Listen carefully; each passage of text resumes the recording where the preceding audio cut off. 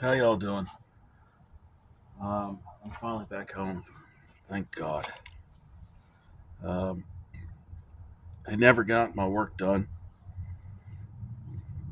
It was one of the situations where they kept me there, kept me there, kept me there. I finally got cleared to go back to the facility, and then of course we're just on hold nonstop because of the ongoing issues in the Middle East. So finally, my management was like, "Well, you're gonna have to pay him for all this time," and of course they're like, "We're not paying you." And my boss is like, "Yeah, no kidding. You owe us so damn much money."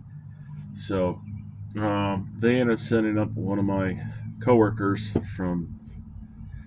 I feel bad for the guy. He's from Mexico, and he's going to be babysitting them until whenever. It's all of it's so damn frustrating. And so I'm back in the states, and it's very, very, very good to be back home. Try to recover a little bit. My next job, I got to go to the Caribbean for port facility. It's pretty funny because my wife picked me up at the airport. It was kind of one of those things where she's like, "We need to talk. Like, I don't want you doing this job anymore. No more. You know, I'm sick of what it does to us. I don't like the fact if you get sick overseas, you're stuck there, kind of thing." Yeah, I know.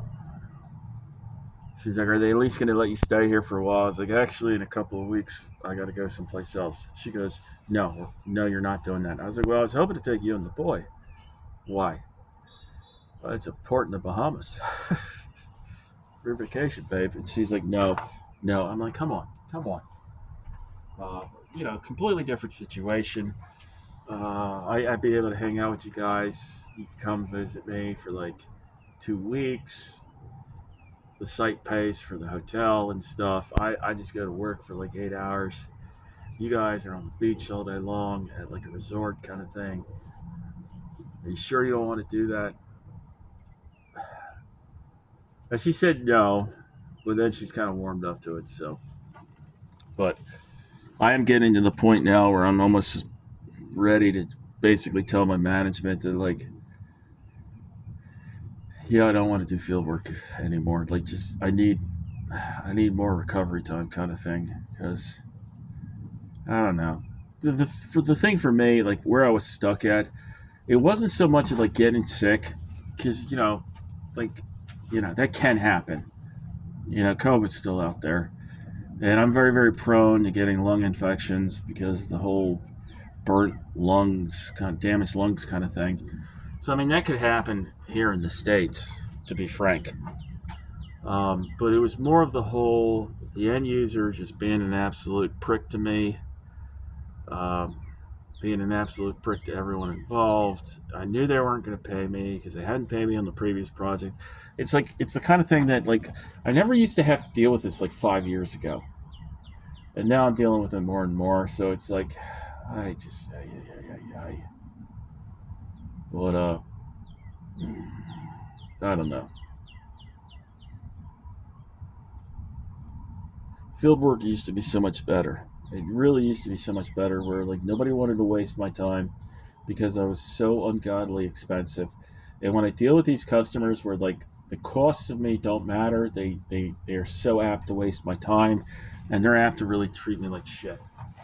And again, this was kind of unique on the situation I was at where all they have to do is make like a single phone call to like the Department of Commerce and claim that we're participating in an embargo of Israel, and all of a sudden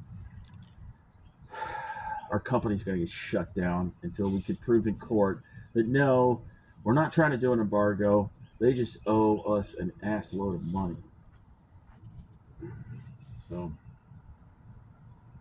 I'm just chilling in my backyard, waiting for my wife to get home from work, waiting for my son to get home from school, and I'm trying to decompress. My back and hip are killing me. Like I being sick for so long, I couldn't exercise at all, and that just made me stiffer and stiffer and stiffer. I know there's a lot of short guys out there that imagine that if you're really tall, things are great for you. But once you get over a certain height, everything just it's just harder to maintain your health. It's harder to maintain your flexibility. Buying shoes is an absolute. Every single pair of shoes that I've ever owned since I was 18 years old has had to have been handmade because they don't make shoes as big as I need to have, kind of thing. It's just really, really frustrating. Like, oh, I'm sorry. I'm just being I'm being a pill.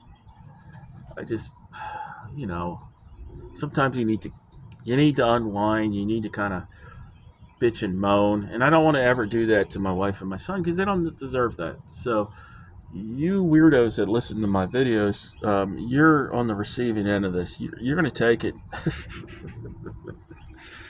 You're just going to take it. Sorry, but that's how it is. But I hope you're all doing well. Um, I've been following the news lately. I'm sure everyone else is. It is very, very depressing how many people out there now are calling for American citizens to lose their basic civil rights because apparently we're not supposed to protest an ethnic cleansing campaign. Who would have thought there'd be student protests in Colombia? It's not like that is exactly what happened during the Vietnam War era. And you're seeing all these people that are like, I'm a moderate Democrat. I just seem to think that no one should be allowed to protest. And these kids should all be arrested, kicked out of school, and deported. It's like, you're talking about deporting U.S. citizens because they're protesting an ethnic cleansing camp? What is wrong with you? Even if you're a fan of what Israel is doing to all them civilians and shit, you're talking about deporting U.S. citizens. What is wrong with you? But you can't even have a conversation with people about it because it's like on social media now because they're all insane. This is where I don't get why people are all excited and shit about this election between Biden and Trump. Because from my perspective, it's two sides of the same shit sandwich. Um, both of them are out of touch, insane, genocidal boomers, neither of which should have any position of authority or power in America. And those are our two shitheads that are running for office because both of our political parties are just, they're like the Walking Dead. It's so fucking depressing. Golly. I remember when I was in the military during Afghanistan, I remember thinking, we will never have a president as insane and as retarded as George Bush. I'd give my left nut for George Bush right now. Even getting us into Iraq and Afghanistan and getting my ass blown up. At the very least, I just thought he was stupid. Now it's just, everything's insane. So damn disappointing. I keep telling my wife, because she's always, I'm like, make sure that our son's paperwork is set up so that he's got dual citizenship in Poland. Because we might have to bug out. And if you guys get to go off someplace safer, I can stay here, I guess. But I want you two safer. Because it's like, it's effing insane. Absolutely god shit insane.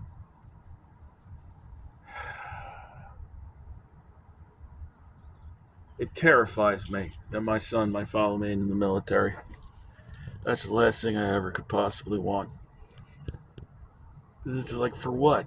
It's for what? It's, you got these knucklehead civilian or citizens that want to strip people of their civil rights because they believe that the First Amendment means that you have a right not to be offended by whatever. And it's just like, I don't want to hear this anymore. This country's so damn screwed up. Grr, angry, bitter veteran. Grr. Sorry, I had to get this out of my system. I'm going to stop. I'm going to cook some dinner for my wife and my kids so they got food waiting for when we get home. I'm thinking about making some tortellini. I'm going to make that shit from hand. Why not? I need something to do. Hope you're all taking care of each other. Watch out for each other. And y'all take care. Ciao.